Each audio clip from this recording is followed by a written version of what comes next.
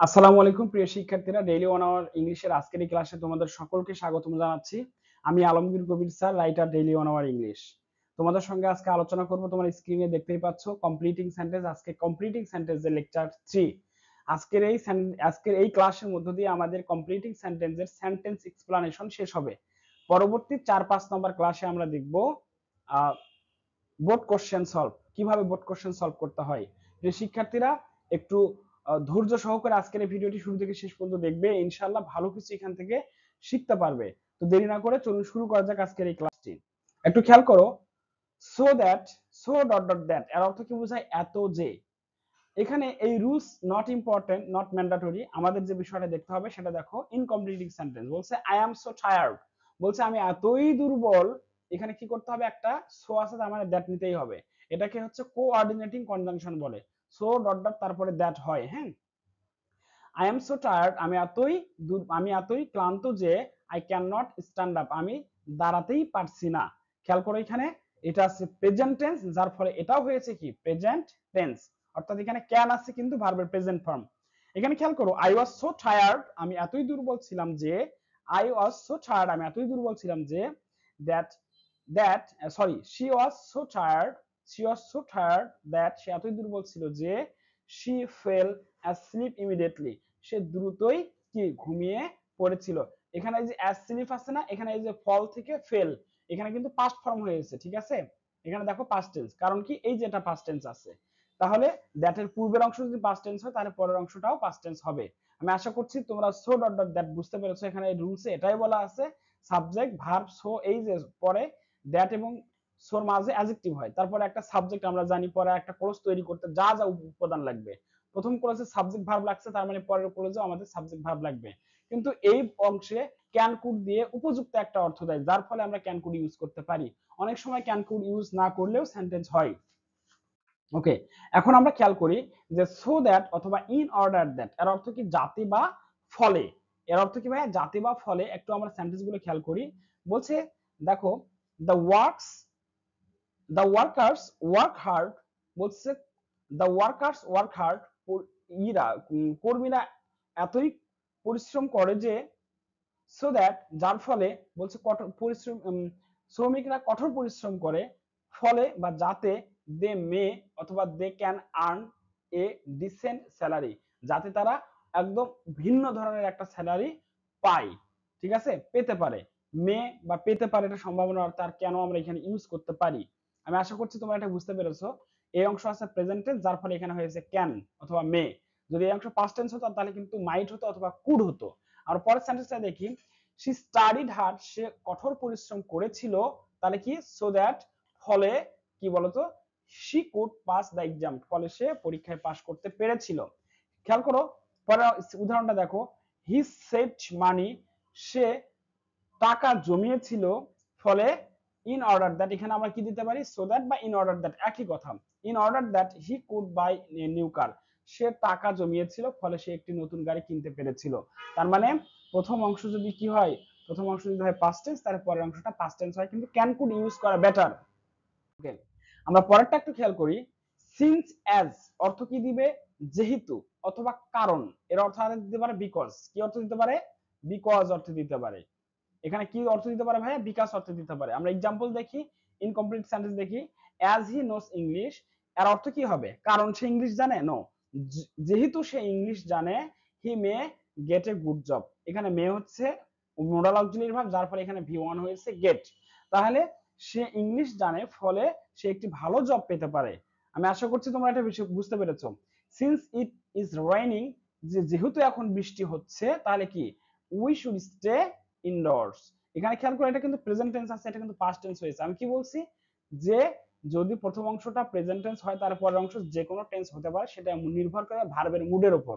বলছে যদিও বৃষ্টি হচ্ছে, কি বলতো, উই শুড স্টে ইনডোর, আমাদের ভিতরেই থাকা উচিত।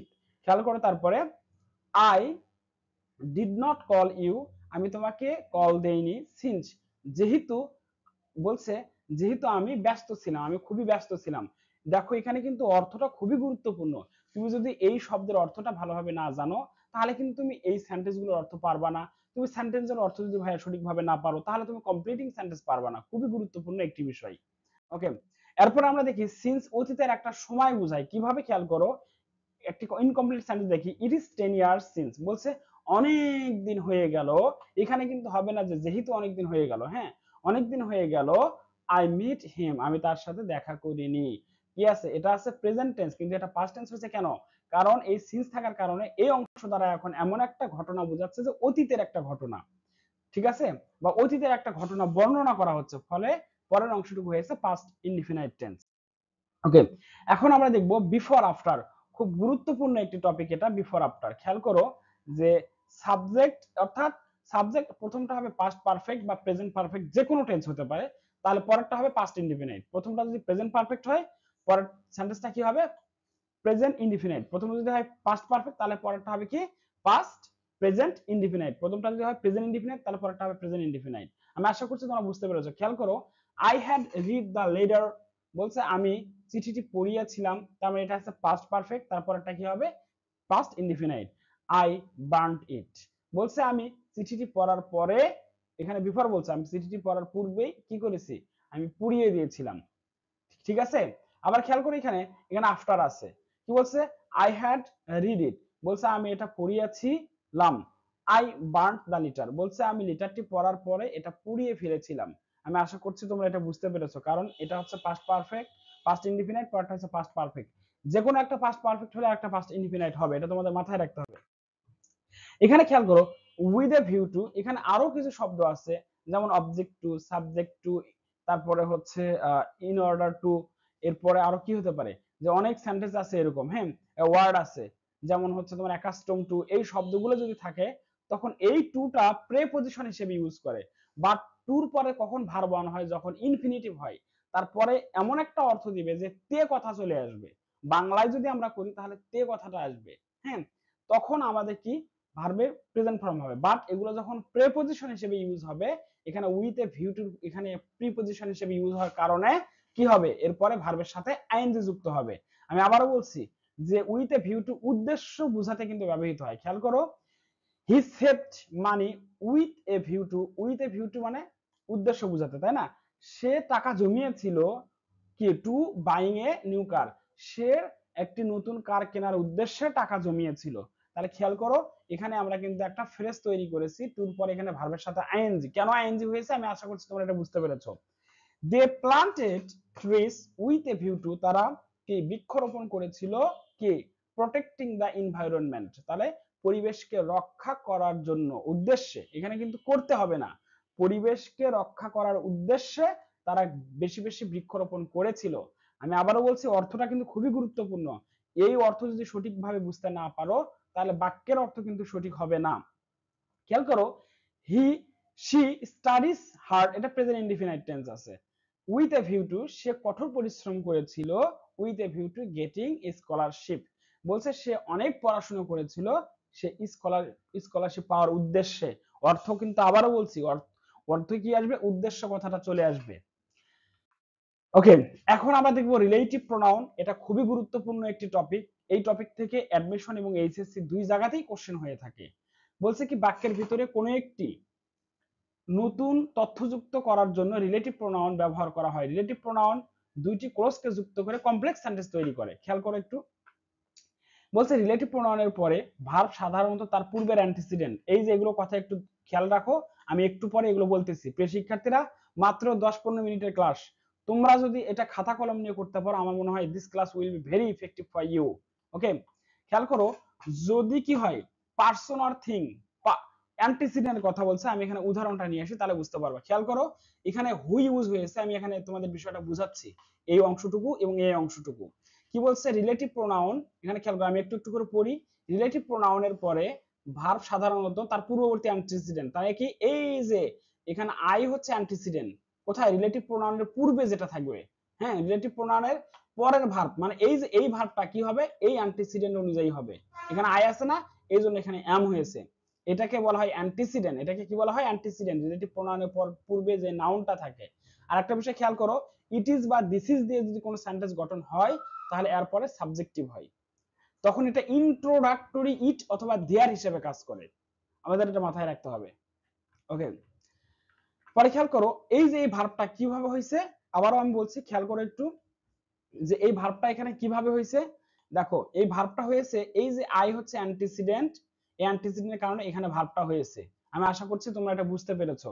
এটা রাজশাহী বিশ্ববিদ্যালয়ের পরীক্ষায় এসেছিল। হ্যাঁ, আবার খেয়াল করো যে এখানে একটা নৈর্ব্যক্তিক দিচ্ছি আমি, যে the registered parcel dash arrived for you is on the table. এখানে আমি আরেকটা তথ্য দিচ্ছি তোমাদের, খুবই ইম্পর্টেন্ট তথ্য, যেটা অ্যাডমিশনের সময় কাজে লাগে।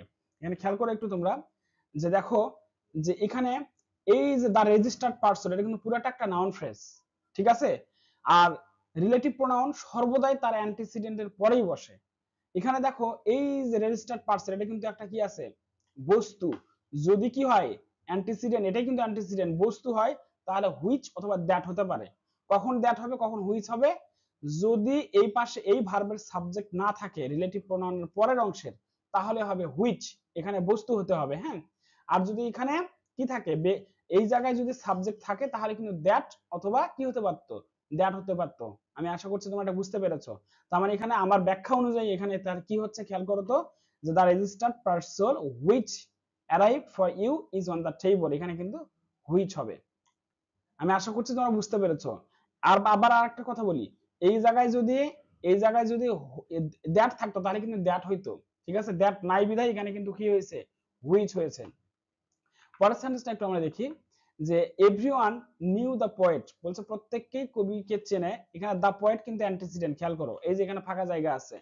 The students had invited to speak at the library club.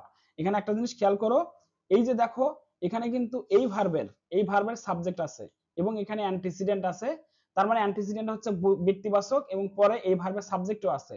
যদি সাবজেক্ট, এই ভার্ব এবং এই সাবজেক্ট যদি ইকুয়াল হয়, তাহলে কিন্তু কি হবে না, হু হবে না। বিকজ তো এখানে হবেই না, আর সিন্সও হবে না এখানে। হ্যাঁ, তাহলে এখানে কি হবে, হুম হবে। কি হবে, হুম হবে। কারণ কি, এখানে সাবজেক্ট এবং ভার্ব ইকুয়াল আছে। আমি আশা করছি বুঝতে পারছো। খেয়াল করো, ভার্ব অনুযায়ী সাবজেক্ট কম থাকলে তাও সেখানে হবে হু। এখানে খেয়াল করো তো, ভার্ব অনুযায়ী কি সাবজেক্ট কম আছে, না, এই ভার্বের সাবজেক্ট এটা। আবার এখানে হ্যাড ইনভাইটেড ভার্বের সাবজেক্ট হচ্ছে দ্য স্টুডেন্টস। তার মানে সাবজেক্ট এবং ভার্ব যদি ইকুয়াল থাকে তাহলে হবে হোম। আমি আশা করছি তোমরা এটা বুঝতে পেরেছো। আর ভার্ব অনুযায়ী সাবজেক্ট ঠিক যদি না থাকলে, অর্থাৎ থাকলে ও ভার্ব অনুযায়ী সাবজেক্ট যদি ঠিক ঠিক থাকে, তাহলে কি হবে, তাহলে হবে হুম। আর যদি ভার্ব অনুযায়ী সাবজেক্ট কম থাকে, যদি সাবজেক্ট একটা ভার্বের কম থাকে, তাহলে সেখানে হুম হয়, হু হয়। ওকে, এখন দেখো প্র্যাকটিস, তাহলেই তোমরা বুঝতে পারবা। ইট ইজ আই, বলছে এটাই আমি, হু এম গোয়িং অ্যাব্রড, বলছে এই আমি সেই যে বিদেশ যাচ্ছি। The teacher is one, the teacher is the one. এখানে কি হবে, the teacher is the one, এখানে ওয়ান বলতে একটা পার্সনকে বোঝাইছে। Who help me, who help me, কারণ দেখো এখানে ভার্ব কি নাই, এখানে ভার্বের সাবজেক্ট নাই, যার ফলে এখানে কিন্তু হু হয়েছে। আর এখানে এই যে ওয়ান বলতে বোঝাচ্ছে একজন ব্যক্তিকে বোঝাচ্ছে। হ্যাঁ, উইথ দ্য প্রজেক্ট, বলছে আই বট দ্য বুক, আমি বইটি কিনেছি, আমি বইটি কিনেছিলাম। দেখো এখানে কিন্তু অ্যান্টিসিডেন্ট, এটা কি আছে, অ্যান্টিসিডেন্টে কি আছে, বস্তু আছে, যার ফলে এখানে হুইচ হয়েছে। ঠিক আছে, হুইচ ইউ রিকমেন্ডেড, যেটা তুমি আমাকে রিকমেন্ড করেছিলে।